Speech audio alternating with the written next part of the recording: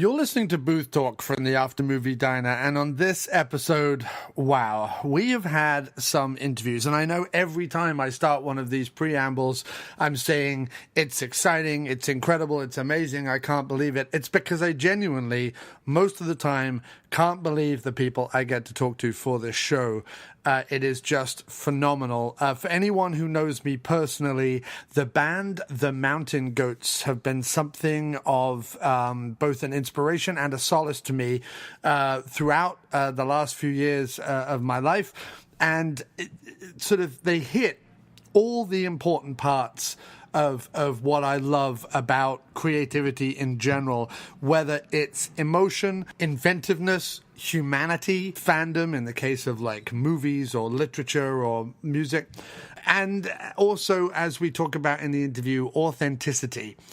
So anyway, they were very important to me at a particular point in my life, which I think almost every single fan of the Mountain Goats says at some point, and have continued to be just one of my favorite bands of all time. I'm about to go see them live again on April 30th. That'll be like the fifth time I've seen them live in as many years. So I just a big fan. Anyway, I got to sit and talk with frontman and man who very often is just the Mountain Goats, John Darnielle. And if people don't know who he is, as I said, the frontman, the writer, and the performer for the Mountain Goats, but he's also a novelist, most notably for his two books, Wolf in the White Van and Universal Harvester. And has a podcast called I Only Listen to the Mountain Goats with his friend Joseph Fink, where in the second season they are discussing the new upcoming release from the Mountain Goats band, which is called In League with Dragons, which comes out on April 26th. I had been listening to a lot of interviews and reading a lot of interviews with John and hearing that sort of talking about his process or talking about the songs or talking about music or gigging or whatever, a lot of the questions for him were very similar from a lot of different interviewers. And like I say, he has this great podcast, I Only Listen to the Mountain Goats, where in the second season they are going track by track with the new album. So there was no real need to delve into interviewing him about the music exactly, but having a movie website and knowing that whether it's writing songs about movie characters like the song The Diaz Brothers, all about the Diaz Brothers from Scarface, or Michael Myers' Resplendent, or whether it's writing about actual movie actors like the great song for Charles Bronson. Throughout his career, he has written songs that are either inspired by movies, play like little movies, or mention actors or characters from films. He's also a huge horror fan, which he has talked about in a few interviews, but not, I think, as in-depth as we go into here. And if you are already a fan of the Mountain Goats, don't forget to pick up your copy of In League with Dragons, coming out on April 26th. And if you're not yet a fan of the Mountain Goats, then please, I urge you, check them out on Spotify. There will, of course, be a link in the description of this episode, but check them out on Spotify, Apple Music, Google Play, wherever you get music. And if you like what you hear and want to hear more of it, please head over to aftermoviediner.com, where you can find all of our Booth Talk interviews. And if you want to support the show, don't forget to rate and review Booth Talk on iTunes or Stitcher or Spreaker or wherever podcasts are found. It's Booth Talk from the After Movie Diner. And like I say, you can find us over at aftermoviediner.com, and wherever After Movie Diner is written together, that is me on the social medias. So anyway, without further ado, here is our conversation with the fantastic and always fascinating John Darnielle from the Mountain Goats.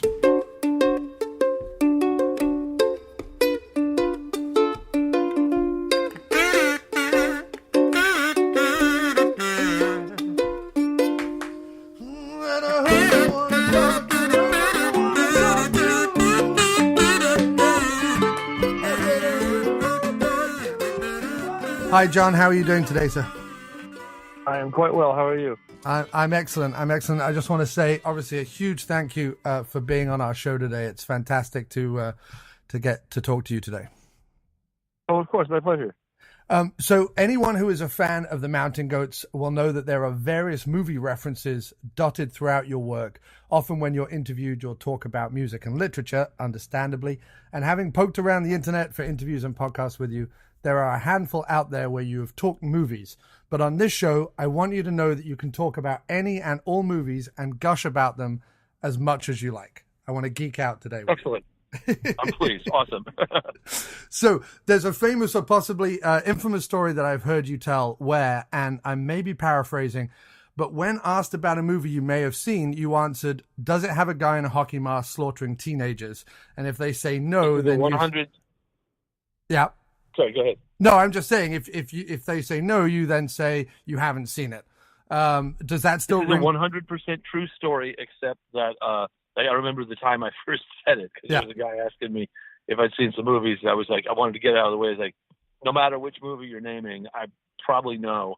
And so yeah, I said, you say slaughtering, and what I said was cutting up teenagers. Oh, okay. It was less elegant than what you gave me. But yeah, it's not 100% true, but it's true enough that, like, if I go see a movie, the likelihood is very high that it involves a guy in a hockey mask cutting up teenagers. Nice. Okay, yeah, I mean, I would assume, obviously, films you see with your family and things like that are probably not those films right now. So, yes, so that occasion took place before I was a parent, and now the second possibility is that it's a children's movie. Yeah, of course. I try to be choosy with the children's movie because they, even the lowest dreck in the horror realm is not as bad as some of the stuff they serve up to children. No, of course. It's wild. It's like you really feel like these people must have terrible contempt for children for what they're dishing up. It's wild. But the good children's movies are a blessing, and so I do go see those. See Coco. So the Dumbo movie recently was fine. It wasn't great, but it was good. And a friend of mine worked on the music, and that was fantastic. Coco is incredible. And you know what was great was the Into the Spider-Verse. I could gush about that all day. Oh, man. Yeah, no, I recently watched that myself, and because I was kind of doing a catch-up on 2018 stuff. And that was fantastic. I'd seen all the praise for it all across the internet. And whenever I see a lot of praise, I kind of go, can it really live up to that? You're skeptical, yeah. It did live up to it. Into the Spider-Verse delivered on everything. I went into it with very few expectations. My son had just taken an interest in Spider-Man. I was like, okay, we'll go see the new Spider-Man movie. I guess it's supposed to be okay for kids. So we went, and I was just knocked over. I mean, it's like I was a comic book reader when I was preteen. I was like, 10, 11, 12 in the 70s, in what for me are the glory days of Marvel, before the X-Men took over. And the X-Men were good at the time too, so it's not to hate on the X-Men, but that moment, the Chris Claremont X-Men represents for me a huge shift in comic culture, and one that I don't think was for the better on balance, which is no knock again on the books. The Chris Claremont X-Men were popular for a reason. They were totally excellent. But prior to that, Marvel was kind of a much more bohemian ragamuffin kind of operation, and the plot lines were right to my liking, and they punched all of my 70s Friends-able Marvel buttons in the movie. It was amazing. Yeah. So during that time when you were into the comic books, the Marvel comic books, did you happen to see like those mad Spider-Man movies that they made for TV where he goes to Hong Kong and things like and does kung fu and stuff? Oh, I remember that. Yeah. It was, they had one movie, and I feel like it was a TV series for a while. I'm not 100% sure about that. Yeah, it was almost like a mini-series. I remember. So the thing, maybe it was a mini-series, that's right. But the thing that I remember, it was the same as with Spider-Man on the Electric Company, right? Do you know that? Yeah, I do. Yeah, I mean, I know the reference. I didn't grow up in the U.S., but I'm aware of the reference, yeah. So the Electric Company was you graduate from Sesame Street, and they have the Electric Company. I remember when I was a kid, my father saying, so there's a new show, and it's going to help you learn how to read. And I was so excited. I really wanted nothing more than to learn to read. And so I watched the Electric Company, and they had Spider-Man, played by Morgan Freeman, I believe, but he didn't speak, right? He had word bubbles, and he was silent, right? Yeah. And then they carried that over, if I remember correctly, to the Spider-Man in the television series. That, like, when he has the suit on, suddenly he's silent, right? And this doesn't suit the character really at all, No. Spider-Man himself is a wisecracker, right? And I assume the reason is because talking in the suit is uncomfortable and doesn't look as cool as it would on the page, right? It's like, my assumption is that, like, you put that on the screen, it just looks dorky. Right. I also think whatever fabric they were making it out of in the 70s probably was not as breathable and flexible as it is today. But it's funny. Probably brutal, yeah. Yeah. With the Spider-Man character, it's been interesting to see through the three different, I mean, not counting the Into the Spider-Verse, but the live action ones, the three different versions, the trouble they've had matching an actor who can do both the kind of Spidey wisecracking and the nerdy Peter Parker stuff. Because I think, the Raimi films are great with Peter Parker, but not so good with Spider-Man. And then the Andrew Garfield movies probably better with Spider-Man, less good with Peter Parker because he becomes too cool. And it sort of became... But I haven't seen any of those. Okay. The thing is, like, I have this major objection to Hollywood that, there is nobody on screen who's not, in real life, much prettier than the prettiest of average people, right? Right. It's a bunch of gorgeous people, right? And so to me, like, every movie is a science fiction movie. It's very strange. It's like it's like walking past a display window for a department store or something. I can suspend disbelief for a while, but it weirds me out when it's things like comics where people weren't always gorgeous. It was sort of people had warts, and stuff like that. Yeah. But in the comics, it's like in the movies, no matter who's playing who, it's some model, right? Yeah. That is weird to me. So I struggle to suspend disbelief, whereas I think actually in horror movies, which are kind of my beat, people who look funny have a much better chance of getting on. True, and actually, I was thinking exactly the same thing to kind of bring it back to slasher films. Even in the Friday the 13th, even as they get to quite large budgets, even the Friday the 13th cast mainly kind of average to normal looking people, with either the occasional chubby person or the occasional skinny person or the occasional spotty person, but they look more like people I could know and hang out with than in... So that for me is a giant deal. It's actually, did you see this movie Maggots recently? No, I haven't seen. Is that a newer one? Is that a newer horror film? It's a newer horror movie, Okay. but it's a total trauma sort of tribute. I don't want to go quite that far, but it totally throws back to the days of the Toxic Avenger and stuff like that. Yeah. In a beautiful way. And the cast was believable. It's not like I'm saying they're homely, but it's like they all look like people. So yeah. So for me, it plays a lot more realistic than a movie that has like better paid actors, but they're all like people who can afford a personal trainer.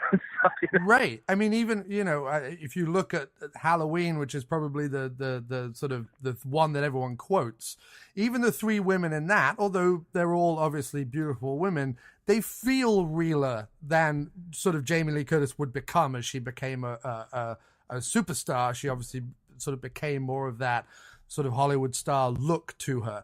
But in that well, first I think Carpenter had been watching a lot of Argento movies, but Argento, I mean, everybody in Argento movies looks very stylish and amazing, but at the same time, he also is sort of making sure that everybody looks like people. Some of this probably owes to budget restrictions, right? But whatever the case may be, even when the dialogue is unbelievable, right? Even when the plot is absurd, the fact that I feel like I'm watching people is meaningful to me. It's like I can totally, and I watch plenty of movies where I'm just watching models walk around, but for me, it takes me out of it as a superhero movie or something like that. It's like, oh, guess what? Now Donald Blake is some gorgeous guy. Yeah, right, like, exactly. He's supposed to be a humble doctor, who walks with a cane, and I struggle to believe the real good actors doing that. Right. No, exactly. So outside of sort of the reality of the performers often in these films, have you thought about sort of what it is about slasher films or horror films in general that appeals to you, or are the films just more escapism?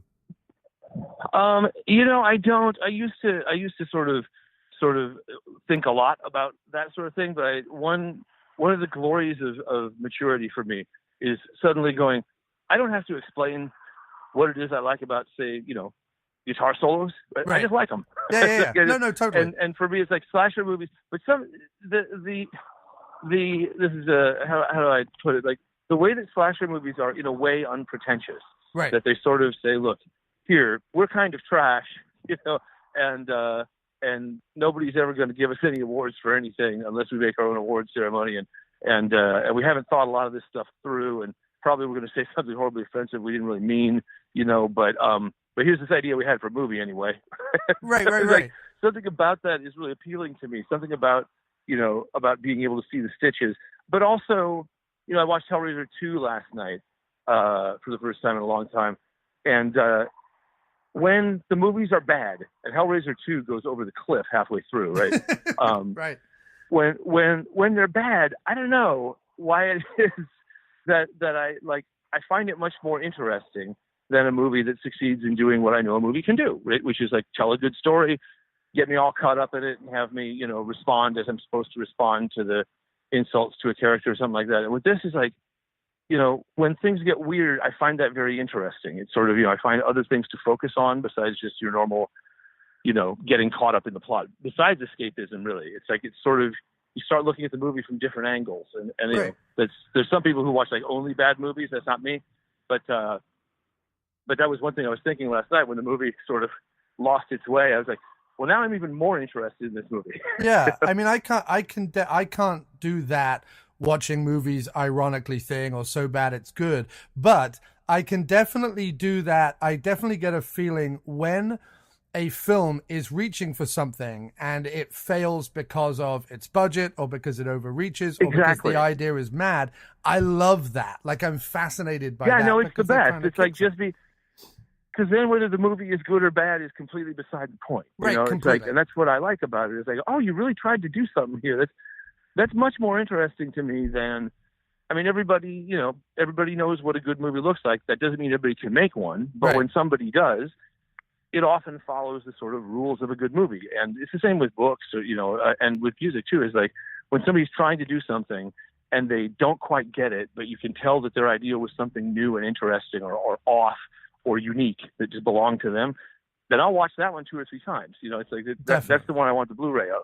So. Yeah. No, completely. And the other thing, sort of going back to kind of what you were saying before, there's a thing about authenticity, and I've not quite put it down into a sentence, but while we are aware and appreciate that things in music, that things in literature, and that things in film can be to some extent cultivated or manufactured, if there's a thick strain of authenticity to whatever I'm consuming, whether it's music, books, movies, or whatever, I tend to have more of an affinity with it. That might sound obvious, but we're not always seeing authentic things. So if either the filmmaker feels authentic or the content itself feels authentic, then I'm more likely to enjoy it, I think.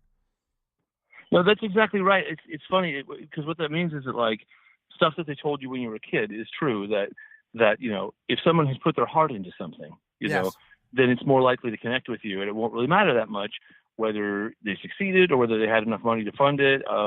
It's like they still have to try. I mean, it's heart is not all, right. but it can be a deciding factor in something that lacks all the other stuff, and but I'm also interested in when like Hellraiser 2 versus Hellraiser 1. Hellraiser 1 gets everything right. It really feels exactly like a Clive Barker book. It has these, it's with this sordid tone. There's a real sorrow and desolation in early Clive Barker stuff. And Hellraiser 2 really has that. And he produced it. But then by the end, Pinhead is sort of like having philosophical discussions about, stuff. And the other thing I noticed in this movie this last time, hardly any of the good guys actually wind up suffering at all, right? Hellraiser 2 is a profoundly moral movie. It's like, it looks like all of the good guys, they all have to go to hell, but none of them have to stay there. It's like quite incredible. It's like, if you compare it to where we're at in horror now, it's, we punish the good guys all the time. And yet in slasher movies, always the good guys who aren't the final girl, they all die, right? Right. But in the Hellraiser 2, it's like, I think like 90%. I'm trying to name one of the non-evil people who didn't wind up being okay.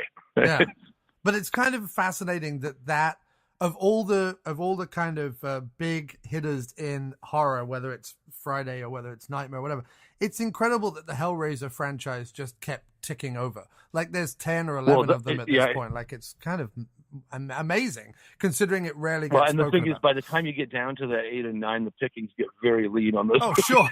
Sure. I will watch them. And the thing is, you were talking about so bad it's good, but some of those late Hellraiser movies are so far beyond the good-bad binary. It's not right. You go, wow, who? If you know anything about movies, it's very hard to make a movie. Even the simplest movie involves a lot of people. Okay, you got to have a core of people. You have people who know how to operate cameras. You got to have all these things that you need, right? And that's one reason people have always been fascinated by bad movies. Is like that it takes so much to make one that how is it possible that at some point somebody didn't say, this isn't working out? This is not. Why don't we cut our losses here? And in those late Hellraiser movies, but there's something about those stories. Evil Dead 1 has a fascinating story that people talk about, but that kind of pressing on and building something despite all things pointing to the contrary, that kind of comes across occasionally and adds to the story of the movie. But so I know you're a collector. I've heard you talk about the fact that you're a collector. Are you a collector of films as well, or is it mainly more sort of books and music? Well, I always say I'm not a collector, I'm an acquirer, because I don't take good care of the things that I get. Oh, okay. I get lots of stuff, and I keep lots of stuff. And I have bookshelves, and I have record shelves, and I have, and I go through phases where, like, I buy a lot of stones, minerals, rocks, whatever you want to call them.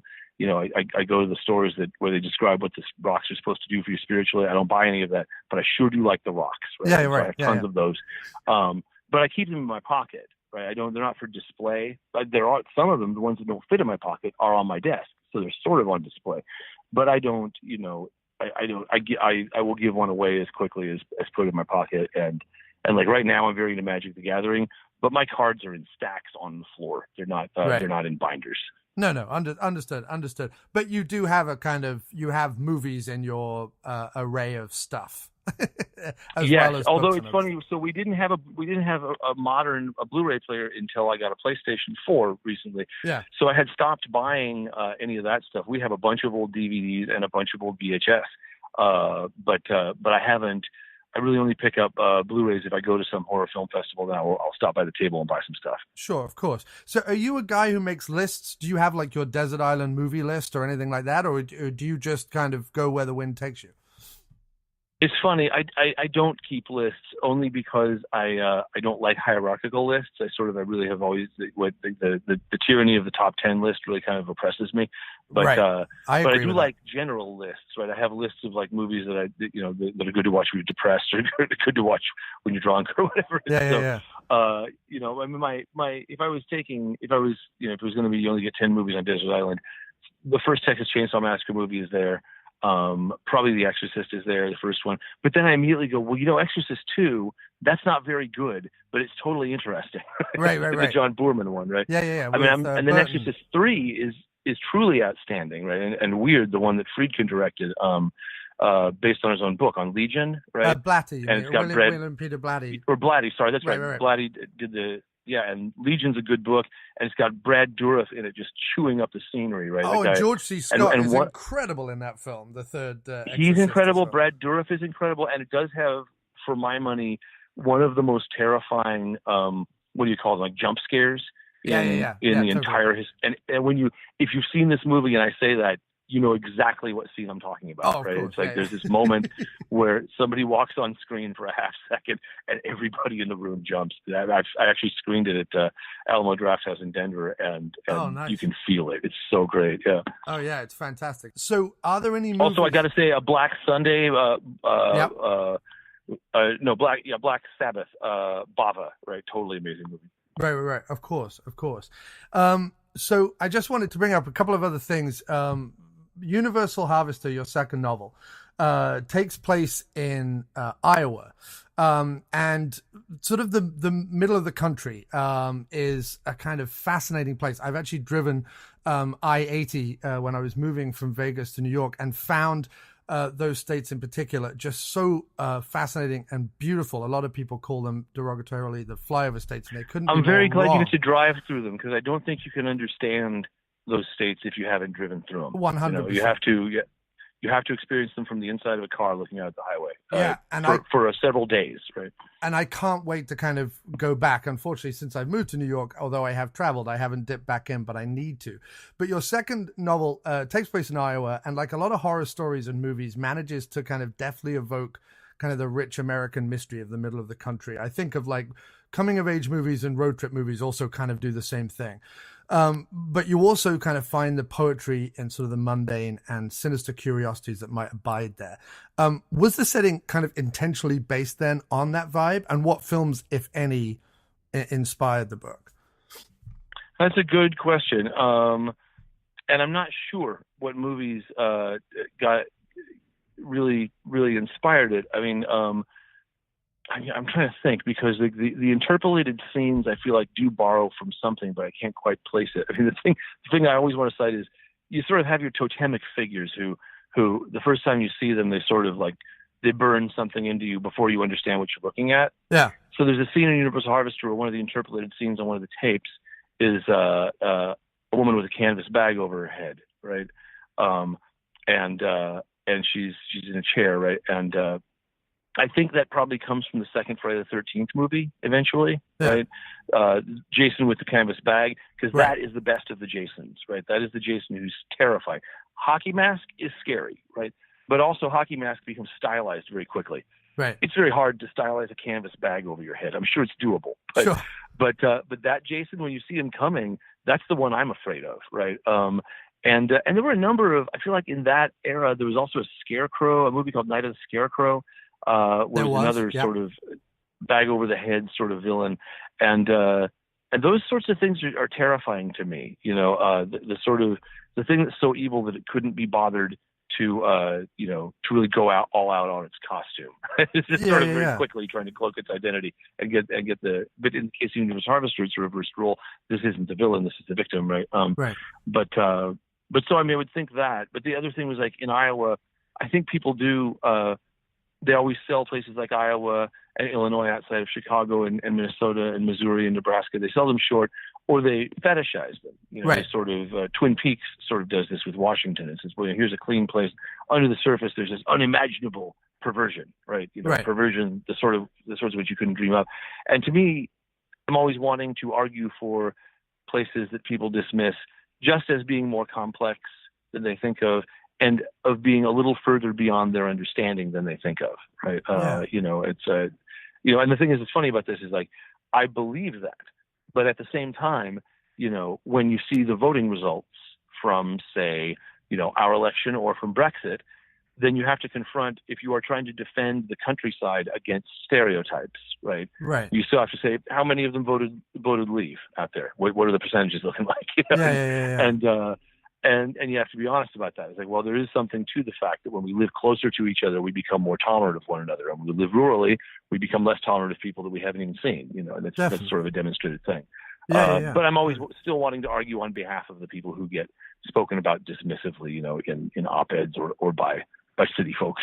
Definitely. No. And as I was sort of reading the book, and I also listened to the audiobook. By the way, your performance on the audiobook is fantastic. That could be a whole other conversation. I absolutely loved it. Really evocative. But the things that came across as I was listening to it, outside of obviously some of the more emotional and in-depth things that the book brings up from a movie standpoint, it kind of evoked films, and I don't know if you got into this, but sort of the shot on VHS, very low budget films, things like video violence, Things, these sort of weird movies that you both discovered on VHS, but also later have had a kind of second life on the internet. These films, and I tried to think of a way to explain it, but they're like, aside from the kind of horror that's happening in them, they're kind of like watching a stranger's home videos. There's something about the normalcy, but also the fact that someone kind of is physically holding a camera out there doing this, but you don't know who they are, and it's not Hollywood, and it's not even low budget Hollywood. It's like some guy in a garage. It's a weird kind of consensual voyeurism. Like, you know that they wanted you to look at it, but you sort of feel like it's still more their business than yours. You know, it's like, that is something that is very hard to recapture in the digital age, right? Especially, it's not just the digital age, it's social media age. Everybody wants to share everything all the time. They do, right? Yeah.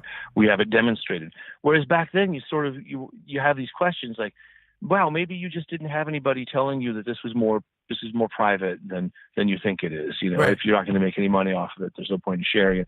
And lots of those, is weird where you look at it and there's no way you're making a profit off this. So why didn't you just keep it to yourself? Right. But there's also again, those people reaching for something. It's kind of wonderful. No, that's right. Yeah. No, what I loved most about that era was like when people would bother to dub and import movies, it's like that's a labor of love. And yes. the dubbing or subtitling would often be quite bad, but you would really sense is like this person has put more of their sweat hours into this work than people on big money productions do. So people are really working to get these weird, Hong Kong horror movies into a giant box VHS onto the shelf. And it can't have been that. I mean, these were like businesses that would be open and closed inside of 6 months. Maybe they were just shooting for a quick dollar, but I have to feel like there's more to it than that. Definitely. So as we've got about 4 minutes left, can we do just a quick round and then the last minute or so talk about your new album very quickly? So a quick... Maybe if we don't get to that, so there's a possibility I'm at my son's school and there's a possibility he's going to come running at the car and I will probably have to cut you off when that happens. That's fine, no problem. But a quick round, just as you've written about Charles Bronson famously, but you also love slasher films. Have you seen 10 to Midnight and does it make it your perfect movie? So I haven't seen 10 to Midnight. I've seen a lot of Charles Bronson movies. I've seen Death Wish movies, speaking of like the Hellraiser ones and the later ones. Yeah. Later Death Wish movies are some of the absolute worst films ever made and mandatory viewing. Yes, of course. Because they're weird. They don't even mean what they're trying to say anymore. Like they're arguing in defense of vigilantism, but you can't come away from these movies believing in vigilantism. You come away believing the opposite, like that a vigilante is a terrible person, right. And you feel sympathy for these villains who they're trying to paint as the least sympathetic people imaginable. You go, well, you still didn't deserve to die like a dog. Yeah. It's also insane how no matter, like, as the movies go along, even as far as the fifth one, if he so much as sneezes near a woman, she is attacked within the next 30 seconds. Like, it kind of becomes he's ridiculous. poisoned. Yeah. It's kind of insane. The moral of the movie is stay away from the Charles Bronson character. Right. We should just kill him. Instead of killing the bad guy at the end of the movie, kill him, and then there's no more film. If anything can come out of this podcast, go watch 10 to Midnight. It's essentially Charles Bronson versus a slasher. And a naked, I'll go see it. I've been reading about it recently, actually. It's so good. Yeah, no, I'll get on it as quickly as I can. Yeah. So in your music videos this year in Cry for Judas specifically, and as I said, your audio book performance, you show a great acting ability. Have you ever had any desire to act in anything, even an indie movie or something like that, like other musicians? No, I'm a terrible actor. I can do a little bit of face acting. Tell me your first name. My son is going to want to say hi. Oh, my name is John, like yours, sir. John. Oh, fantastic. I do that. So yeah, no, I can only act like in 30-second bursts. Right? Yeah. But I have no gift for. I'm talking to a fellow named John about horror movies. What's his name? His name is John. Yeah. He's in New York. Yeah. No, not me. There's other people named John too. So. No, he's not. He doesn't play in the Digital Underground. That's different. Wait, that is really good. No, but I got to do my thing. But go ahead and get it here. Oh well. It's cool, but hold on a second. So often whoever I'm talking to, I just hand the phone over to my son. That's good, sir. No, I'm happy to talk to him.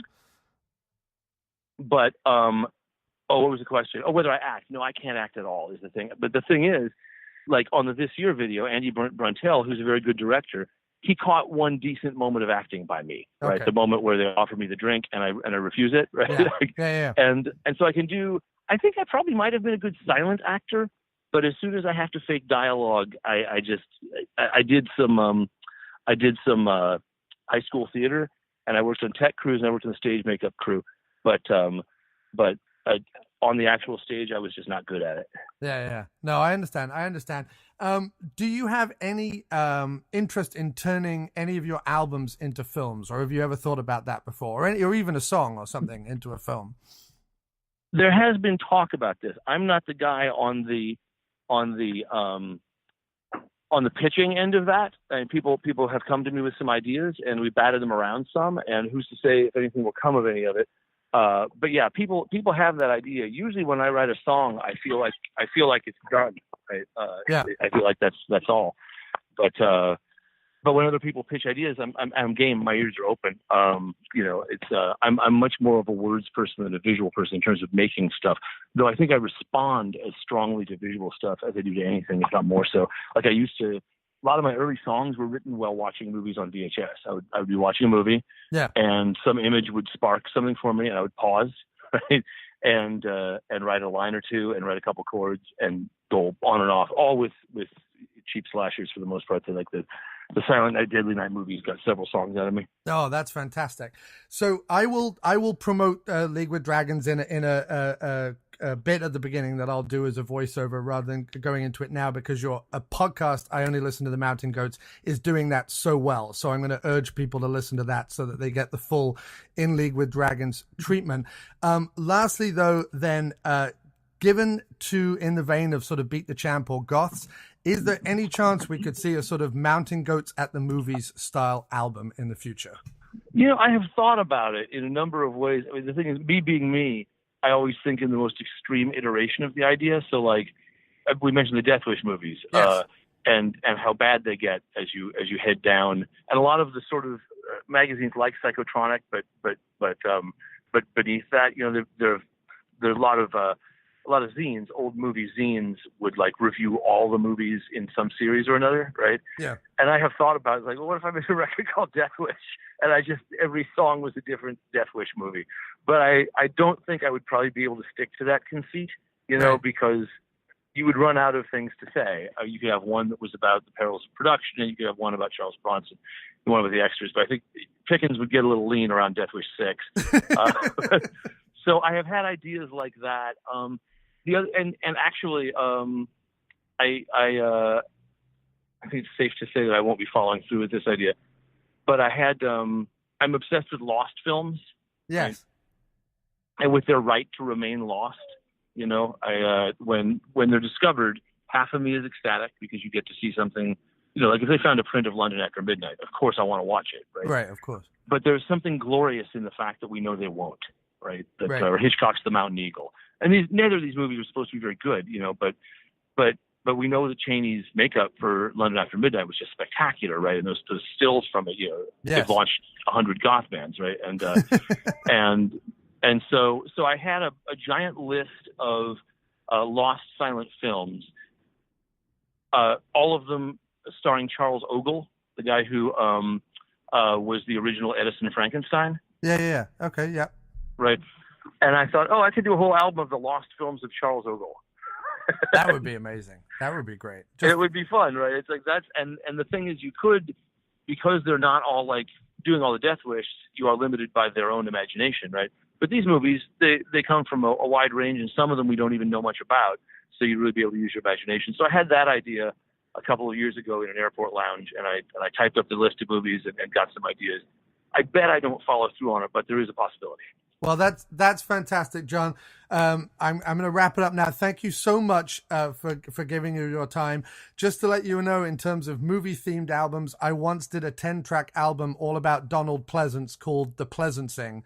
So if you're ever on... Friend, that is an outstanding piece of news. I'll be looking up this record. Okay, I will tweet it to you. I'm After Movie Diner on Twitter. So please do. Please do. I look forward to that one. That's an outstanding concept album. I will tweet you The Pleasancing. But thanks so much for doing this interview. Thanks so much for the music.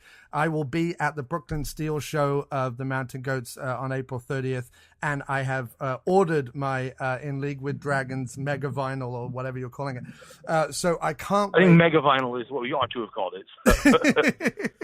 So thank you so much for everything, John, and keep up the supremely great work. My pleasure, man. I absolutely enjoy your job at movies. Well, I'll see you out there. Yeah, all the best. Take care. Take care, man. Bye-bye. Bye now. So there we have it, a fantastic conversation with John Darnielle there of The Mountain Goats.